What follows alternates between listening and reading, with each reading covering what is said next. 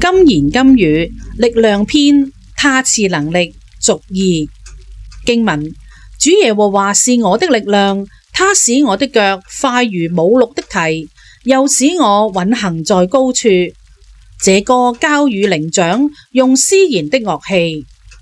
哈巴谷書3章19節。琴日我哋查考咗神點樣賜能力俾大衛，就係透過禱告嘅回應。神回應正在受緊大逼迫同埋受緊患難嘅大衛，話俾佢知神必定會懲治啲惡人，毀壞佢哋。其實喺舊約裏邊，哈巴谷先知亦都有差唔多嘅經歷嘅。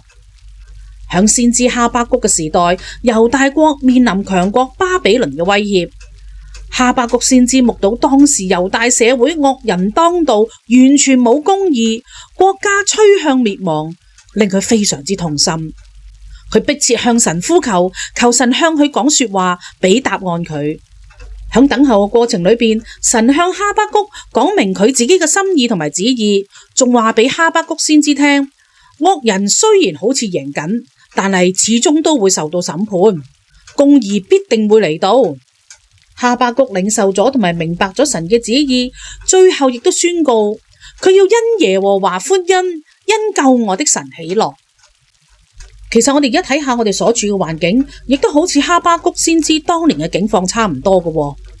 天災人禍、戰爭、通貨膨脹、國與國之間嘅爭競、經濟衰退、罪惡橫行。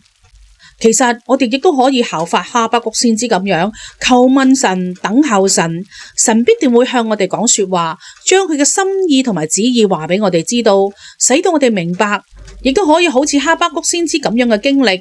即使身處嘅逆境，但我哋仍然可以因為救我哋嘅神而歡喜快樂。使徒保羅喺提摩太後書3章1至6節提醒信徒，應當知道末世必定有危險嘅日子嚟到，因為嗰時嘅人淨係顧住自己，貪愛錢財，自誇、狂傲、謗讟，違背父母，忘恩負義，心唔聖潔，冇親情，唔解怨，好講閒話，唔能夠自己約束自己，性情兇暴，唔中意良善，賣主賣友，任意妄為，自高自大，喜歡飲宴作樂，唔愛神，空有敬虔嘅外貌，但係背棄咗敬虔嘅真實嘅意義。好多人都會出嚟抵擋真道。咁我哋靠乜嘢可以得着能力去勝過黑暗嘅權勢，迷惑人心嘅魔鬼仇敵嘅呢？最佳嘅方法就係禱告尋求神，佢必定會喺禱告之中回應我哋嘅處境，釋放我哋進入佢嘅同在同埋大能裏邊。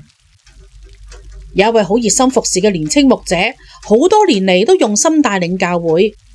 咁有一年，佢教會中嘅核心同工帶領咗一大批嘅會眾離開咗教會，加上教會接二連三發生咗好多嘅人事問題，令到佢非常之沮喪，覺得自己帶領教會缺乏能力同埋智慧，令佢心裏邊非常之難過。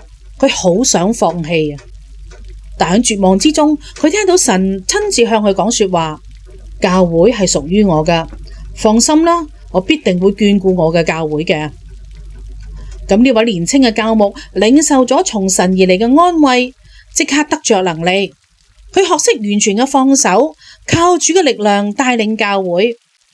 後嚟教會日漸興旺，人數亦都倍增，成為一間過千人，以關顧貧窮、關顧弱勢社群嘅地區教會。除咗禱告尋求神嘅指示，神仲有其他方法賜俾我哋能力嘅。其中一個方法就係佢會用聖經嘅說話為我哋加力。使徒保羅喺提摩太後書3章16至17節咁樣講：聖經都是神所默示的，於教訓、督責、使人歸正、教導人學義，都是有益的，叫屬神的人得以完全，預備行各樣的善事。我哋冇能力行善，但係當我哋認識神嘅說話，我哋就可以有能力面對各樣嘅處境。因為聖經嘅教導係包羅萬有㗎。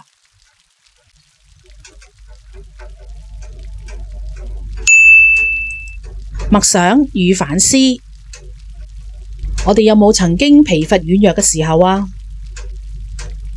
當我哋疲乏軟弱嘅時候，我哋會點選擇嘅呢？我哋相唔相信神會加我哋力量呢？神會用啲咩方式加我哋力量㗎？